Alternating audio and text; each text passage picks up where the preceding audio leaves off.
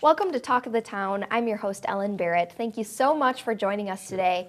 And if you're hoping to learn more about your money or how to manage it, these are the guys for you. I've got Dan Weiss and Tim Bickmore. And now you're both the co-founders and also financial advisors. And then Tim, you're also a CFP with LBW Wealth Management. What a title. You guys do everything.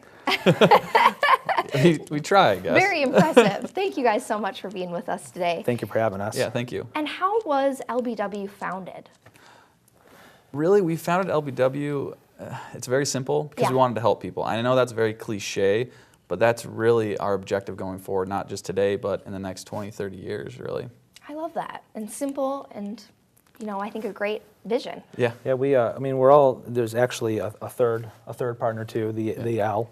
And we're very different people. Yeah. But we all share a common dissatisfaction within our industry, and we're partly referring to a poor reputation earned by some of our peers. Mm-hmm. But we also often see that firms are conforming or having clients conform to the firm, I should say. Sure. We'd rather see these firms conform and customize their efforts towards the client, and just don't see enough of that. Client focused, really. Yeah, client focused, That's indeed. Awesome. Yeah. Now, what kind of clients do you guys work with? So we really work with a breadth of clients. Yeah. So it could be anywhere from an individual to a business to a small business. But really what we're looking for in a client isn't necessarily assets under management. What we want is we're looking for really two specific things. The first one is mentality. And when we say mentality, we're really looking for somebody who understands what we're trying to achieve as a firm and what we're trying to do for them as well. They could have $1,000, they could have $1 million.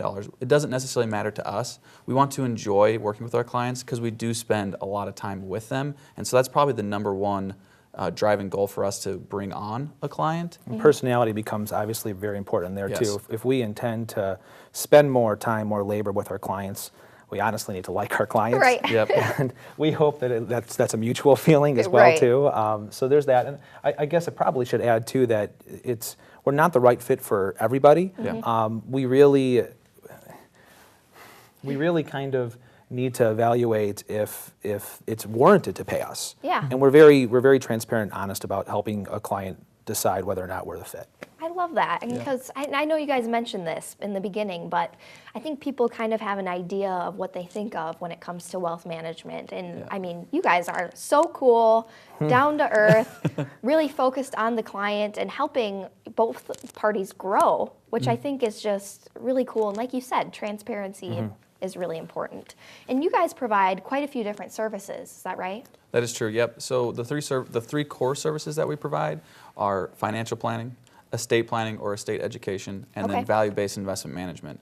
We also do, when we first started the firm, we didn't really realize this was going to be a part of our service, but business consulting. So we do work with a lot of business owners, small business owners, kind of become that sounding board for them. And then we also do a little bit of insurance.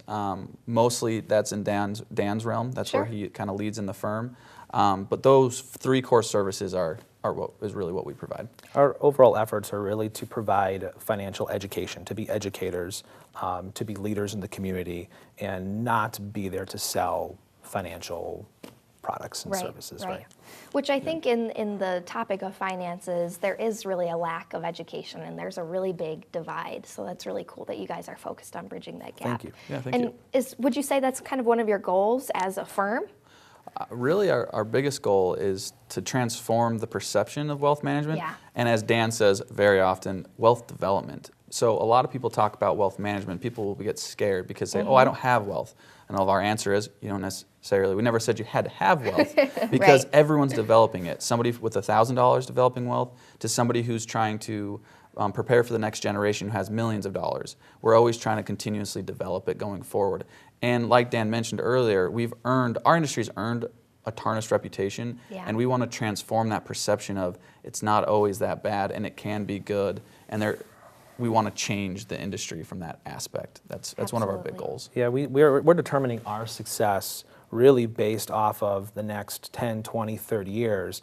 Clients hopefully voicing to us that they've had a better and improved quality of life because of the partnership that we're forming with them. And for us, all the other measures that somebody might consider success are byproducts of being passionate about what we're doing and supplying that kind of interest. Absolutely. Again, Dan and Tim with LBW Wealth Management, thank you both for being with us today. Thank you again for having us. Thank you so much. We appreciate it. Thank you so much. And we'll be back with more Talk of the Town right here on Wisconsin's 57 after this.